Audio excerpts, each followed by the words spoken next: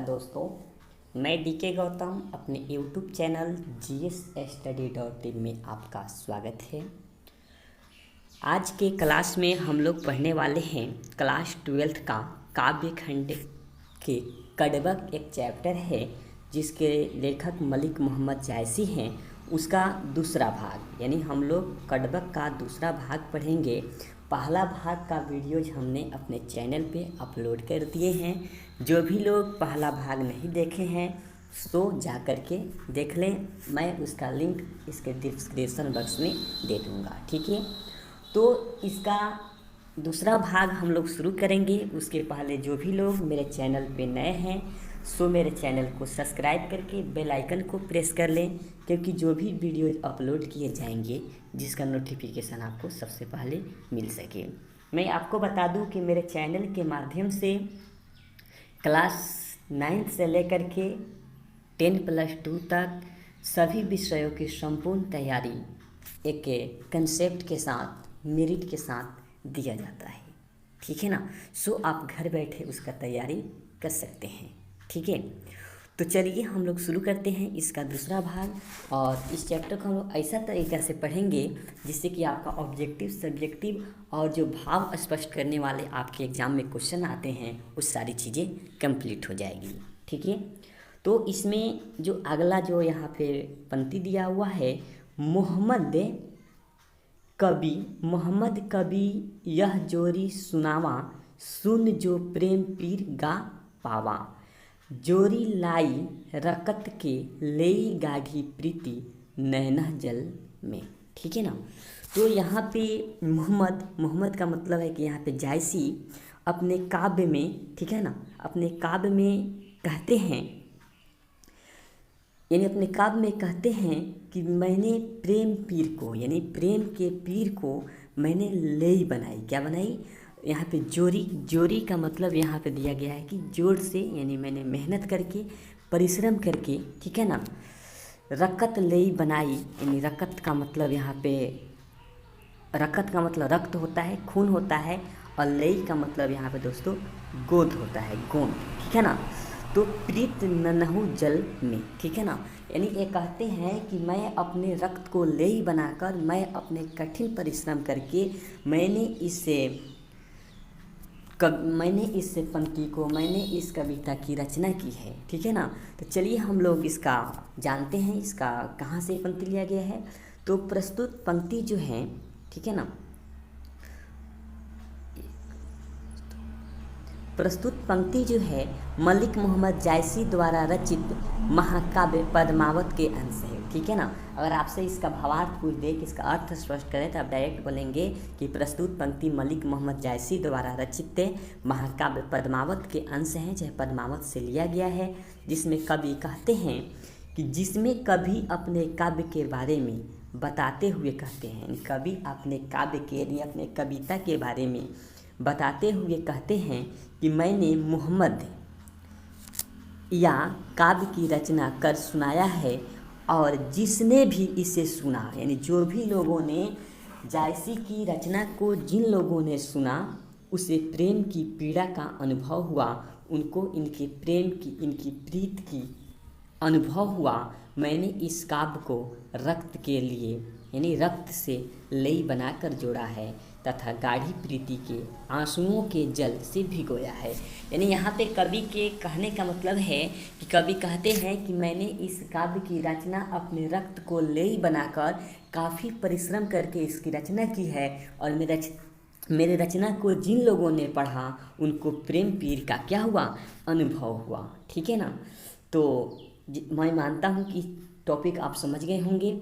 चलिए हम लोग दूसरे टॉपिक की बात करते हैं। तो यहाँ पर दूसरा पैराग्राफ दिया गया है, और मन ने जानी कबित अस्किना मकु यह रहो जगत मंगा चिना, कहाँ सो रतन सेन अब राजा, कहाँ सुआ अस बुद्धि उपजारा, ठीक है ना। तो यहाँ पे मन, देखिए यहाँ पे मन जो है, आप जानते हैं कि मन बहुत बावला चीज़ होता है, मन किसी की बस में नहीं होता, ठीक है ना। तो मन जो है बहुत बावला चीज़ होता है, और इसमें कहते हैं कवि कि मेरे रहने के बाद, यानी यहाँ पे जैसे आगे हम इसको पहले पूरा पढ़ देते हैं। उपराजा कहाँ अलाउद्दीन सुल्तान, कह राधे जैस किन्ह बखान, कह सुमेरु पद्मावती रानी, कोई न रहा जग रही कहानी। ठीक है ना। तो ये बहुत इम्पोर्टेंट यहाँ पे टॉपिक आपको दिए गए हैं। तो ये टॉपिक जो है पद्मावत का ही अंश है, जो मलिक मोहम्मद जायसी के द्वारा रचित हैं, जिसमें कवि कहते हैं कि मैंने इस काव्य की रचना यह जान कर की, यानी कवि कहते हैं कि मैं इस काव्य की रचना यह जान कर किया, यह सोच कर किया कि मेरे रहने के बाद, अगर मैं नहीं रहूँगा, मेरे रहने के बाद यानी मेरे नहीं रहने के बाद इस संसार में मेरी आखिरी निशानी रही जाए। ठीक है ना। मान लीजिए कि मैं नहीं रहूं, तो मेरी कुछ ऐसी निशानी रह जाए कि मेरे न रहने के बाद भी लोग हमें क्या करें, याद करें, लोग हमें जानें। जैसा कि रतन सेन, जैसा कि आप जानते हैं रतन सेन और वह पद्मावती, जो बुद्धिमान सुगा है, जो मतलब कि रतन सेन या अलाउद्दीन आज इस दुनिया में नहीं है, फिर भी उनकी यश के रूप में उनकी कहानी रह गई है। यानी अलाउद्दीन और पद्मावती रानी नहीं है, रतन सेन इस दुनिया में नहीं है, फिर भी इनकी कहानी जो है यश के रूप में आज क्या हो गई है, रह गई है। आज हम लोग जानते हैं और उनकी कहानी को, उनकी रचना को, उनके कृति को हम लोग पढ़ते हैं। ठीक है ना। चलिए हम लोग अगला पैराग्राफ की बात करते हैं। अगला पैराग्राफ में कवि कहते हैं, धनियों सो जसे कृति जासु, अब फूल मरौ पर मरौ न वासु। ठीक है ना। तो यहाँ पे धनिया का मतलब यहाँ पे है पुरुष। ठीक है ना। और जस मतलब जैसा, कृति यानी जो जैसा कृति करता है। ठीक है ना। कृति करता है, फूल मरौ पर मरौ न वासु। ठीक है ना। तो यहाँ पे लेखक कहते हैं कि पुरुष धन है। क्या है? वह पुरुष धन है जिसकी कृति और प्रतिष्ठा इस संसार में है। यानी वह पुरुष, वह व्यक्ति धन है जिसकी कृति, जिसकी प्रतिष्ठा इस संसार में है। उसी तरह रह जाती है जिस प्रकार पुष्प के मुरझा जाने पर भी उसका सुगंध रह जाता है। जैसा कि दोस्तों आप जानते हैं कि अगर पुष्प मुरझा जाए, अगर फूल मुरझा जाता है, तब भी उसका सुगंध रहता है।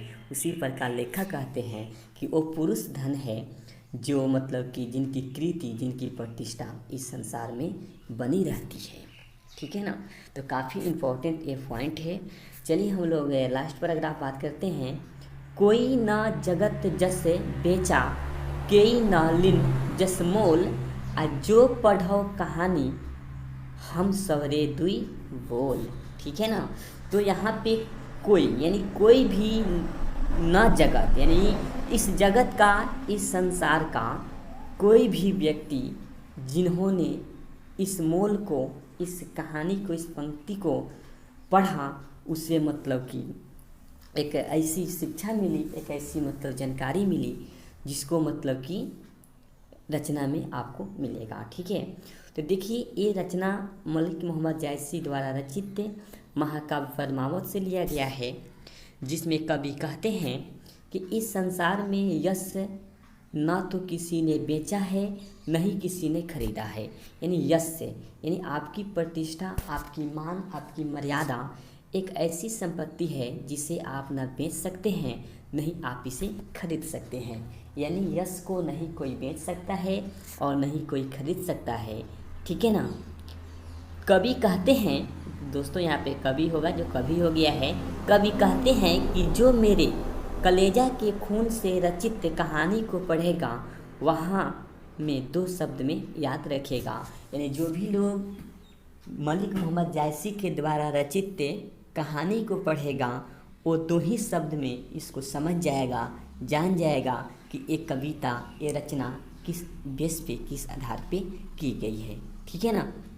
तो मैं उम्मीद करता हूँ कि इस वीडियो में आपको सारी चीज़ें समझ में आ गई होगी। ज़्यादा जानकारी देखिए दोस्तों, यहाँ पे सारी चीज़ों का अर्थ आपके बुक में दिया हुआ है।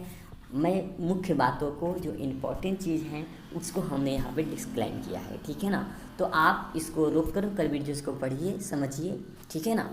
चलिए आज के लिए इतना ही।